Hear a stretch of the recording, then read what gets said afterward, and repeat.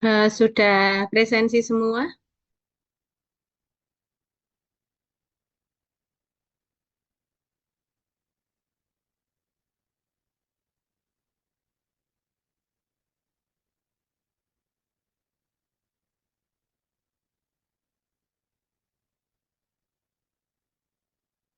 Baik, selamat malam semuanya ya.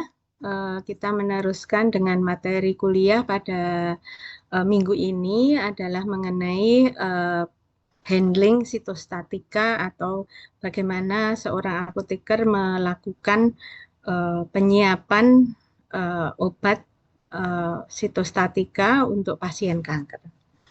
Nah, sebenarnya peran eh, farmasi di dalam onkologi itu sangat banyak ya, dan berperan penting di dalam kesembuhan daripada pasien kanker.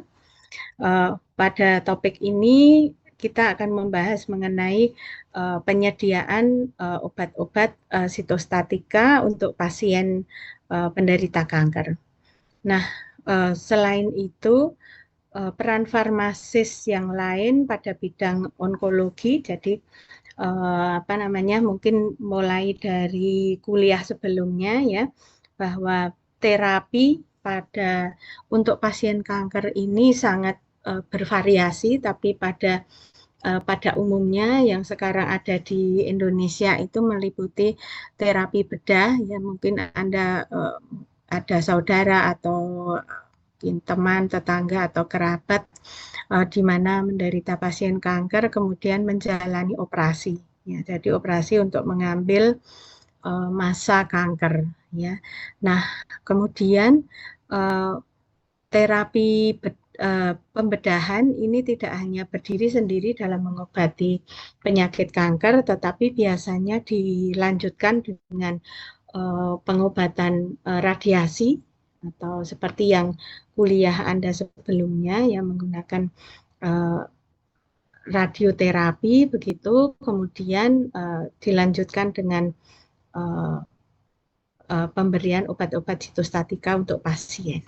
Ya, jadi kadang-kadang pengobatan itu hanya salah satu saja, tetapi seringkali kombinasi dari ketiga jenis pengobatan tadi. Nah, untuk eh, peran farmasi yang berikutnya yaitu memberikan edukasi terutama mengenai terapi yang akan dijalani oleh pasien. Di sini termasuk juga bahwa terapinya apa saja, kemudian termasuk sitostatika, kemudian informasi mengenai efek samping, kemudian juga informasi mengenai nantinya akan mendapatkan berapa siklus gitu ya pengobatan pada penggunaan obat sitostatika selain dari pembedahan dan radioterapi. Ya.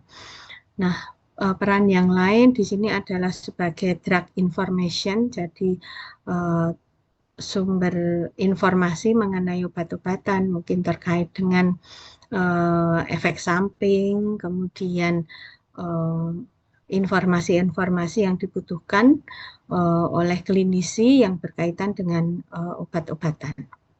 Kemudian di sini ada pharmacist review. Apa yang disebut sebagai pharmacist review? Eh, Farmasis akan mereview resep-resep yang diberikan, resep obat sitostatika yang mengandung obat sitostatika yang akan diberikan pada pasien. Apakah dosisnya sudah tepat?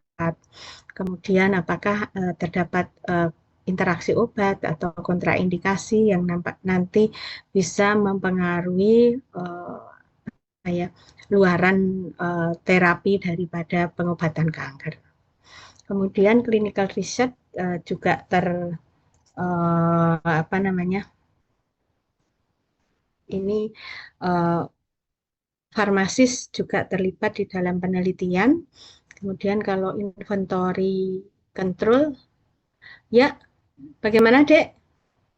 Mbak Lydia? Oh, slide-nya, sorry, sorry, sorry. Tadi masih nganu ya? Iya, iya, iya. Masih presensi ya. Nah, ini dia. Oh, oh. Nah, ini sudah terlihat ya. Ini, nah ini kita baru di slide yang kedua ini. Nih di slide yang kedua. Nah, inventory management maksudnya adalah bagaimana seorang apoteker menyiapkan obat ya, karena kalau nggak ada obat-obatnya maka pengobatan pada pasien kanker ini menjadi terhambat begitu. Sebentar saya tak cari minum dulu.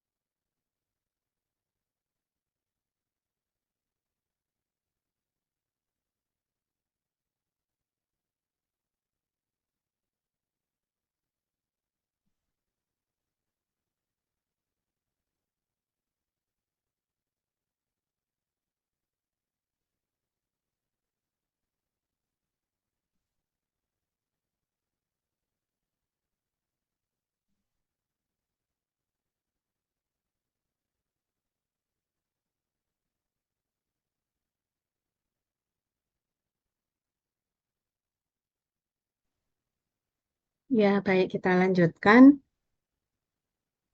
Nah, ini adalah contoh kasus ya, contoh kasus.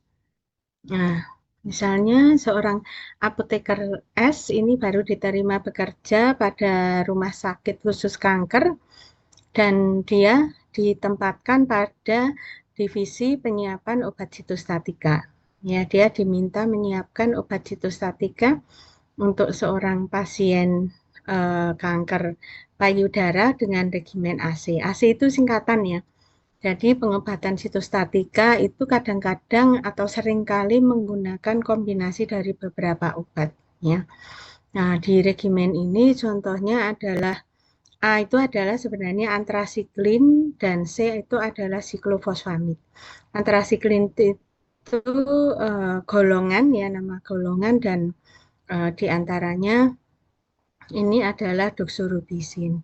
Nah, regimen AC ini protokolnya adalah IV siklofosfamid dengan dosis 600 mg per meter persegi dan IV doxorubicin dengan dosis 60 mg per meter persegi. Ya, pertanyaannya adalah langkah-langkah apa yang harus dilakukan oleh apoteker menyiapkan obat. Tadi kan ada farmasis review. Jadi mereview apakah obat obat yang diberikan tadi sudah sesuai dengan protokol, ya.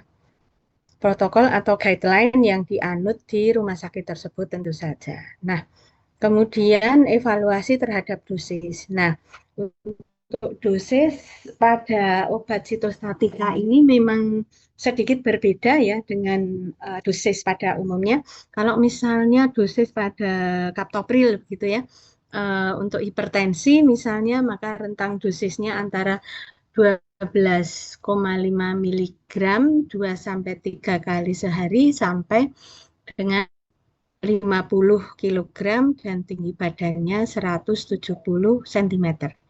Kira-kira berapa BSA-nya? Misalnya sini saya seorang pasien, nah di sini berat badan 50 kilogram dan tinggi tinggi badan 160 cm. Nah, coba dihitungkan, Dek, berapa apa namanya? Berapa PSA-nya? Nah, pertama kita melakukan review dosis dulu ya. Review dosis. Kita mulai dari menghitung PSA-nya berapa?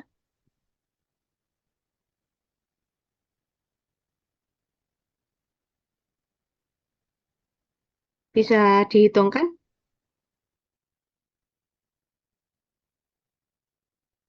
Ya, silakan dihitung dulu. Bisa dibuka apa namanya? Kalkulatornya ya. Kemudian masukkan tinggi badan 50 kg dan eh, berat badan 50 kg dan tinggi badan 160 cm.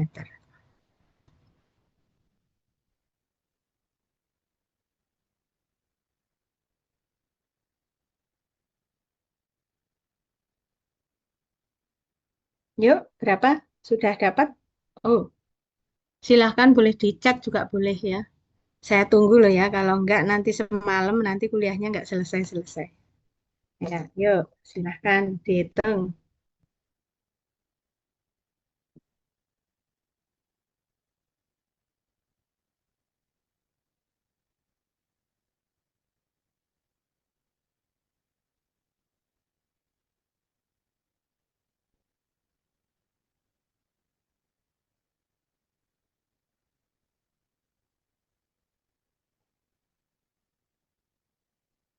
Ya, sudah ada yang berkomentar. Ya, 1,49. Ya, ya. Yang lain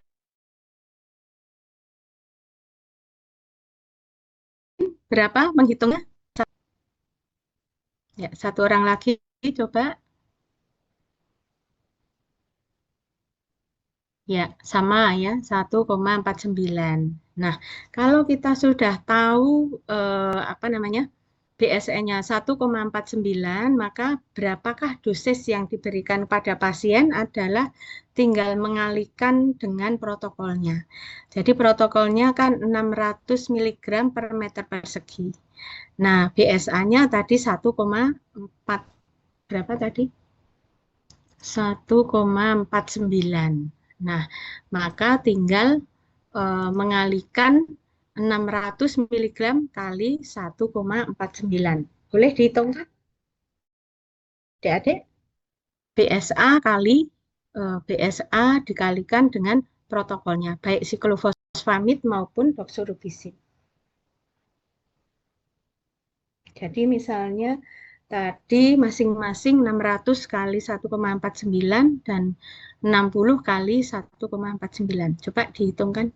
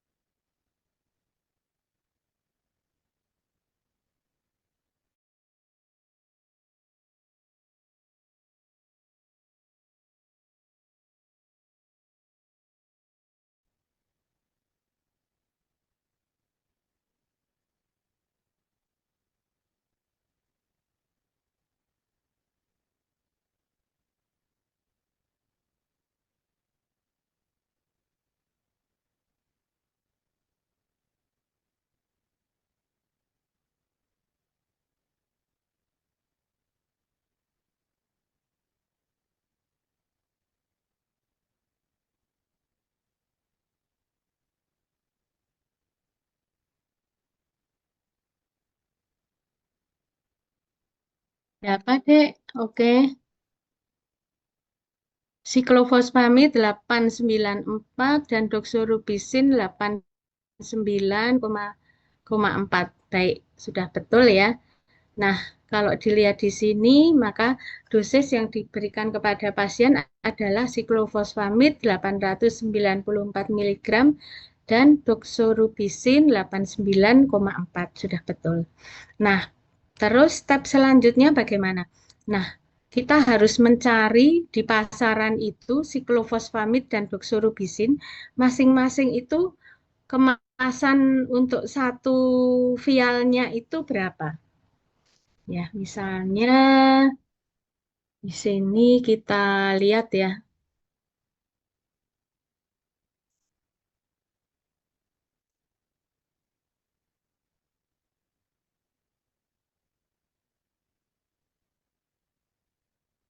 Kita lihat sebentar.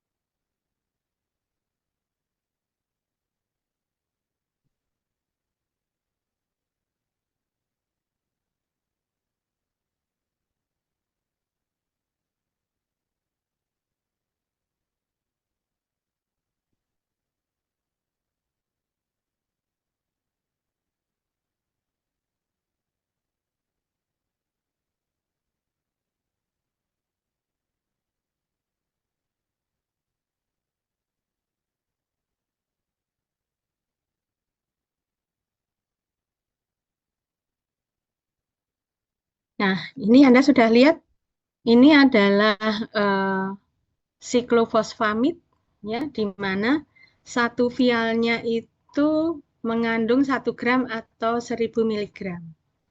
Nah, ini eh, karena ini bentuknya adalah apa namanya serbuk, maka pertama kali harus dilarutkan dulu. Ya, misalnya kita larutkan dengan 10 mili NaCl 0,9% gitu misalnya. Jadi dalam 10 mili tersebut mengandung 1 gram.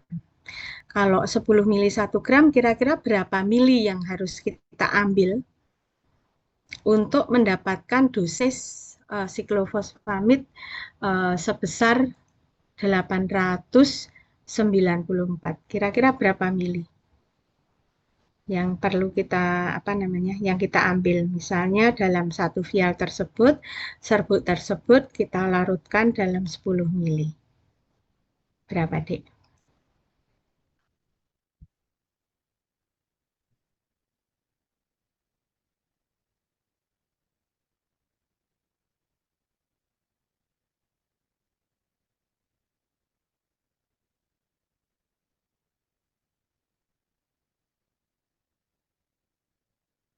Kira-kira berapa mili yang kita ambil? Nah, dari vial tersebut kita ambil sejumlah larutan yang mengandung 800 berapa ini? 890 ya 890 lah ya 890 miligram. Kemudian kita berikan secara infus ya, dilarutkan dalam nantinya ditambahkan pada larutan NaCl 100 mili. Kemudian baru diberikan kepada pasien. Ya, nah itu kira-kira cara untuk menyiapkan obat sitostatika. Nah, kalau kita sudah apa namanya, tadi mana sampai mana?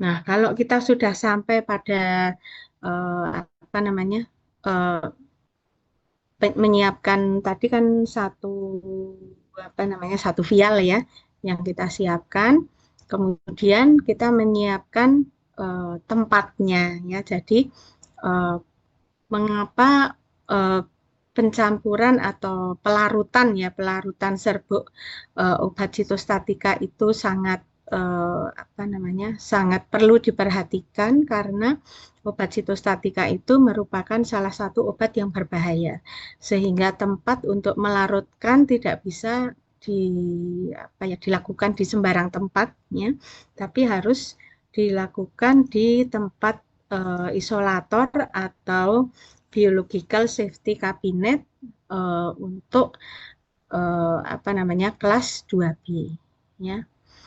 Nah, kalau Anda lihat di sini isolator yang besar ini di sini ada pintu adik-adik ya. Ada pintu, kemudian tempat memasukkan bahan yang akan dilarutkan, dan ini petugasnya berada di luar. Ini ada lubang, tapi ini sebenarnya lubang ini di dalamnya ada plastiknya dan di ujung ada sarung tangannya. Jadi nanti petugas langsung tangannya masuk di bulatan ini untuk melakukan apa namanya pencampuran. Gitu. Nah, sehingga akan terlindung ya dari kemungkinan bahaya keluarnya serbuk dari siklofosfamid pada saat pelarutan tadi. Ya. Nah,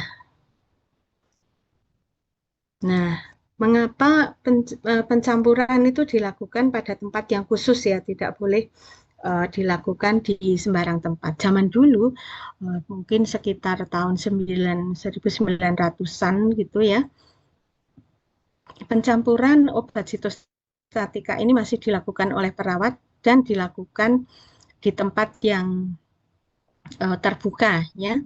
Nah, kemudian ternyata terdapat banyak insidensi seperti perawat yang sering mengalami aborsi, kemudian terdapat kehamilan yang tidak normal, abnormal begitu, yang ternyata disebabkan oleh paparan dari obat sitostatika, walaupun pada dosis yang kecil, ya, karena sitotoksik ini, obat-obat sitostatika ini disebut juga sebagai cell killer. Ini memang bersifat membunuh sel yang sedang mengalami proliferasi. Obat sitostatika ini sampai saat ini itu tidak bisa membedakan antara sel normal dengan sel kanker. Pokoknya sel yang mengalami proliferasi itulah yang akan terkena akibatnya, ya. Contohnya kalau sel normal ya rambut, sehingga rambut pasien pada rontok itu karena rambut itu mempunyai efek proliferasi yang paling cepat. Demikian juga sumsum tulang belakang sebagai produksi eritrosit, ya, kemudian neutrofil. Nah, ini banyak terkena efek dari obat-obatan ini, sehingga banyak sel normal yang mengalami kematian. Ya. Nah, sehingga memang obat sitostatika ini digunakan untuk menunjuk beberapa senyawa seperti genotoksik, yaitu toksik terhadap gen, kemudian menyebabkan onkogenik, ya, gen-gen ini mengalami perubahan, terjadi mutasi, kemudian menyebabkan kanker pada beberapa kasus dari baik farmasis maupun perawat yang melakukan pencampuran obat yang berbahaya ini. Nah, sebenarnya obat berbahaya itu memang tidak hanya obat sitostatika saja, tetapi ada beberapa contoh obat lain seperti antivirus, ya, kemudian imunosupresan yang termasuk ke dalam golongan kortikosteroid. Nah, kontak dengan zat-zat ini akan menimbulkan problem seperti dermatitis, ya, kemudian mual, sakit kepala, DISI, ya, dan dalam jangka waktu panjang ini bisa mengakibatkan terjadinya kanker, ya, pada petugas kesehatan tadi.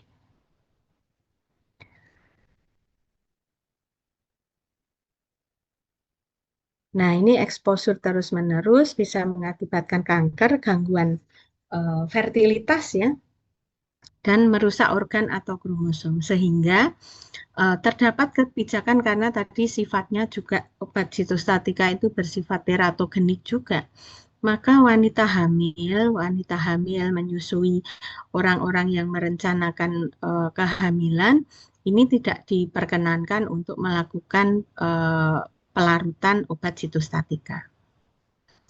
Nah, karena efeknya yang merusak ini tadi, maka perlu penanganan khusus untuk mencegah eksposur obat berbahaya baik pada petugas maupun pada lingkungan sekitarnya.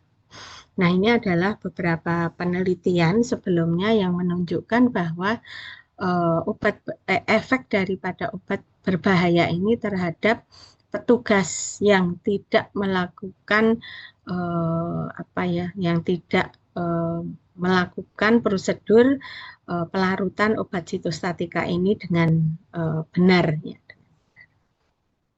Tapi kalau melakukan apa namanya? Tapi kalau melakukan eh, pencampuran dengan benar, maka ini tidak ada masalah.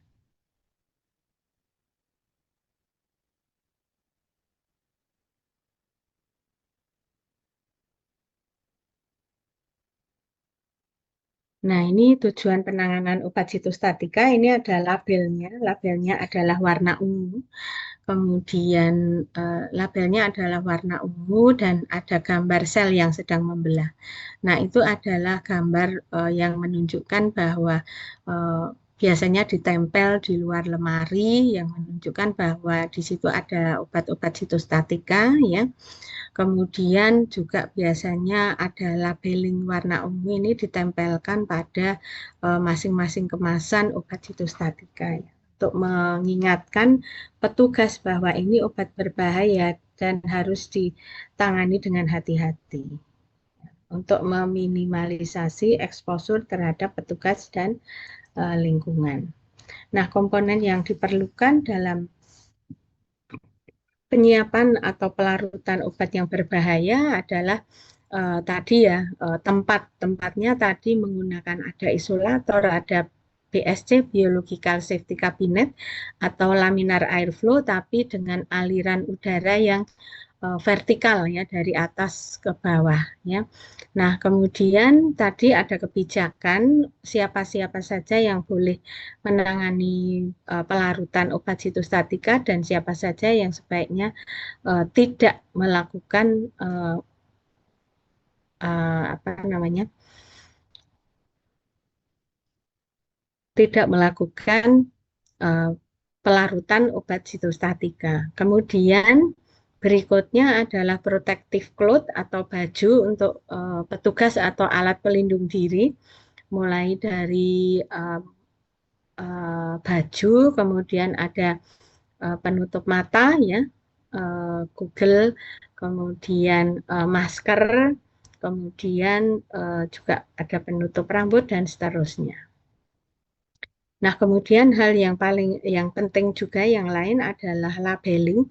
Jadi penandaan ya. Jadi etiket harus lengkap untuk obat-obat yang di apa namanya, disiapkan untuk pasien ya.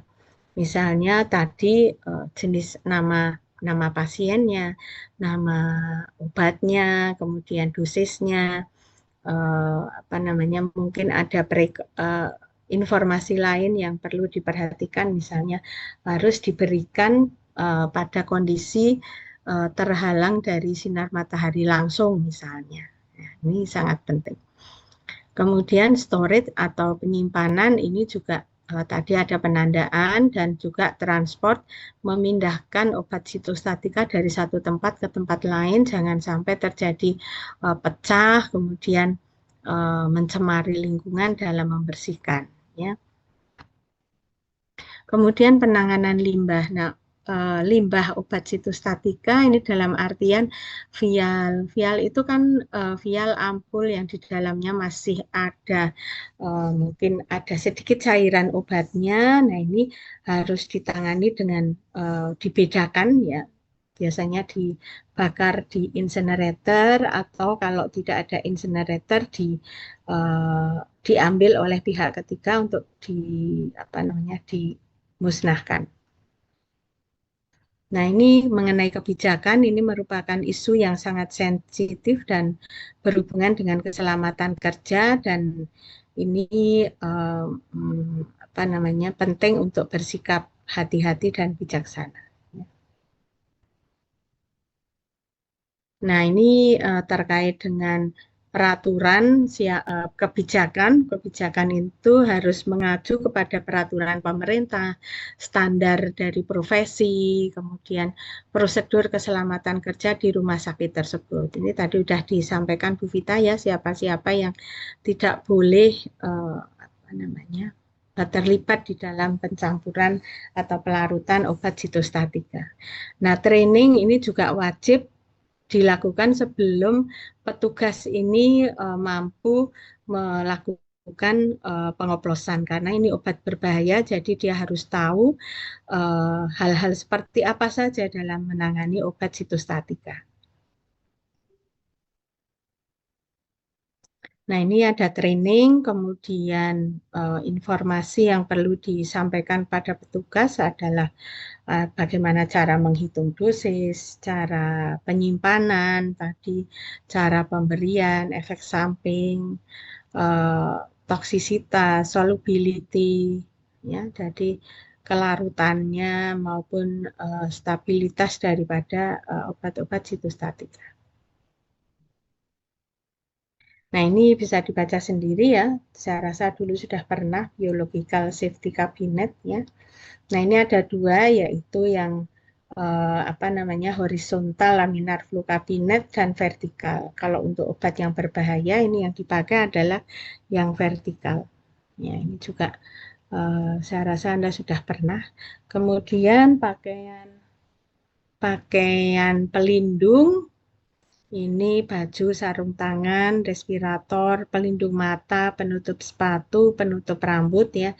Sebelum memakai apa namanya baju tadi, petugas harus melakukan prosedur cuci tangan ya. Kemudian menggunakan sarung tangan biasanya 2 lapis. Ya, ini gambar face mask ya, masker untuk muka ya, yang lebih apa namanya hmm, lebih bisa melindungi ya. Nah, ini kalau gloves itu rangkap 2 ya, yang dipasang satu dimasukkan, yang lain dibiarkan di bagian luar. Kemudian ini tadi labeling ya, labeling itu apa namanya untuk penyimpanan dan distribusi, ini juga tadi sudah disampaikan ya, labeling juga sudah. Pemberian obat, pada saat pemberian obat ini dilakukan oleh perawat ya. Kalau farmasi itu tidak memberikan obat tetapi menyiapkan obat yang akan diberikan kepada pasien. Nah, pemberian obat juga dilakukan oleh petugas yang terlatih berpengetahuan tentang masalah terapi, efek samping, dan risiko penanganan obat berbahaya.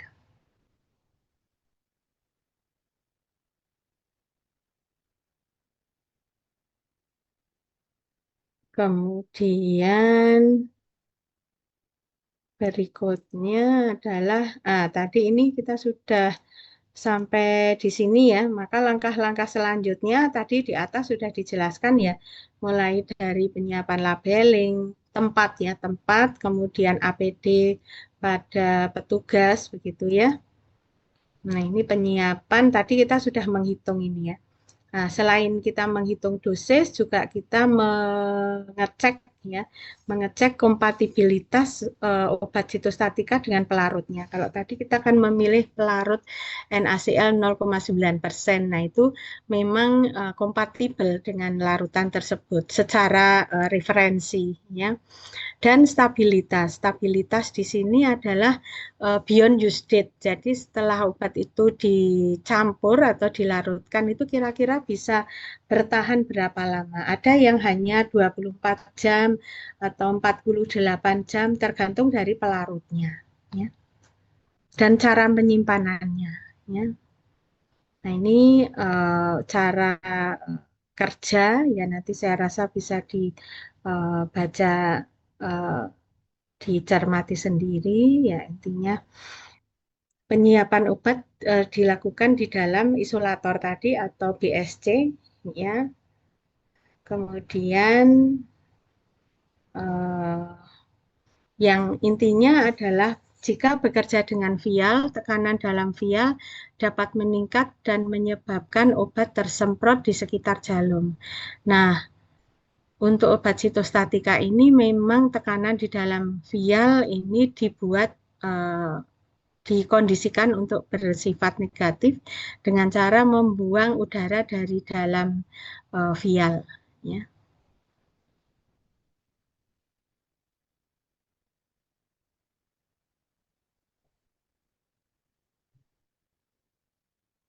Nah, kemudian setelah disiapkan ini, nah ini gambar untuk pelarutan ini kita mengatakannya sebagai rekonstitusi obat injeksi, ya. Nah, kemudian setelah ini diambil, tadi kan di dalam vial kita larutkan dengan 10 mili, kita ambil 8,9 ya, mili, kemudian kita masukkan ke dalam larutan infus NaCl 100 mili misalnya seperti itu. Ya. Nah, ini labeling nama obat, dosis, pelarut, waktu pembuatan, waktu expired date. Ya. Ya. Oke, saya rasa itu dari Bu Vita. Ada pertanyaan sebelum saya tutup? Cukup jelas yang saya terangkan?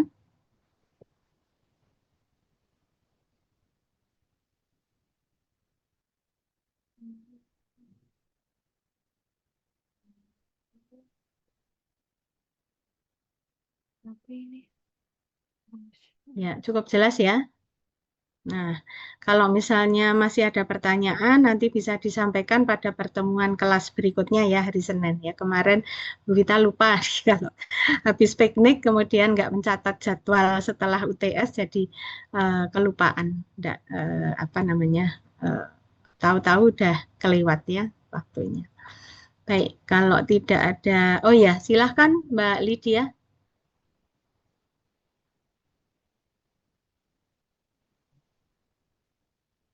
Oh, yang tugasnya kan jenengan ada dua toh, yang satu dari Pak Adam dan yang satu dari Bu Vita. Yang dari Bu Vita adalah konseling untuk obat oral kemoterapi. Jadi obat sitostatika itu kalau yang kita bahas di sini tadi adalah dalam bentuk apa namanya? Injeksi ya. Namun pada saat ini sudah tersedia obat sitostatika dalam bentuk oral. Contohnya siklofosfamid gitu ya ada dalam bentuk tablet begitu. Nah, karena ini obat berbahaya, tentu saja diperlukan edukasi kepada pasien. Memang sama-sama obat, tetapi ini masuk kriteria obat berbahaya. Jadi pasti ada sesuatu yang berbeda. Nah, silahkan Anda membuat materi konseling, nanti mencari materinya adalah searching ya. Ada banyak jenis obat kemoterapi oral ya. Anda kan ada berkelompok ya. Nah, jadi berkelompok mengerjakan materi konseling untuk kemoterapi oral bisa dalam bentuk video atau mungkin Anda dalam bentuk script kemudian Anda maju ya maju di kelas kemudian menerangkan jadi membuat simulasi begitu juga bisa ya atau Anda buat video sendiri ya yang perannya siapa pemerannya ya Anda sendiri gitu. Nah, nanti saya rasa jika ada waktu yang kosong kita akan isi dengan konseling kemoterapi oral ini ya. Saya rasa di minggu terakhir apa ya, nanti bisa kita lakukan. Untuk siapa yang maju nanti akan saya tunjuk secara acak saja.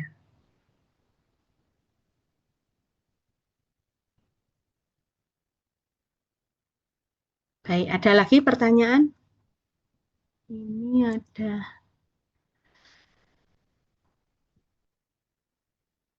Oh, ini ada yang belum absen. Boleh, boleh. Saya bukakan lagi sebentar ya. Nah, tadi.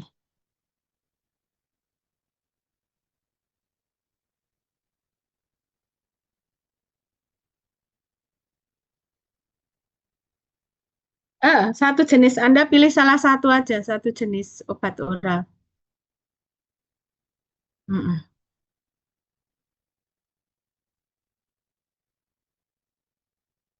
Ya, silakan yang belum presensi.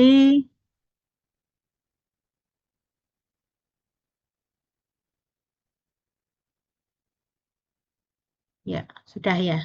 Siapa lagi yang belum presensi? Silakan.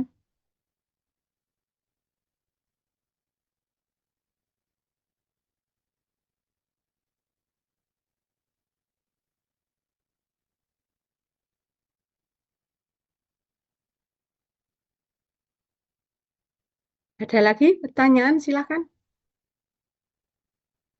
Baik, kalau tidak ada pertanyaan lagi, Bu, kita akhiri kuliah pada malam hari ini. Kalau masih ada yang kurang jelas, nanti bisa ditanyakan pada kuliah selanjutnya ya.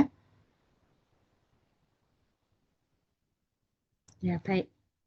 Selamat malam semuanya. Assalamualaikum warahmatullahi wabarakatuh. Terima kasih, Bu.